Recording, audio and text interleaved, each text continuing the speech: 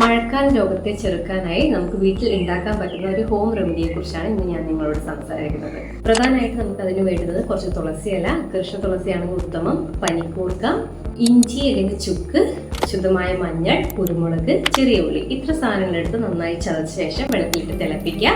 വെള്ളം തിളച്ച ശേഷം ലാസ്റ്റ് നമുക്ക് കുറച്ച് ശർക്കരയുടെ ചേർത്തിട്ട് ചൂട് ആറിയതിനു ശേഷം ഇളം ചൂടോട് കൂടിയിട്ട് നമുക്ക് കുടിക്കാം. ഇത് നമ്മുടെ ചുമ കുറയ്ക്കാനും ഡ്രൈ കഫ് കുറയ്ക്കാനും ചെസ്റ്റ് കഞ്ചഷൻ കുറയ്ക്കാനും അതുപോലെ നമുക്ക് പനി സമയത്ത് കുടിക്കാനും പറ്റുന്ന ഒരു ഉത്തമമായ കഷായമാണ്.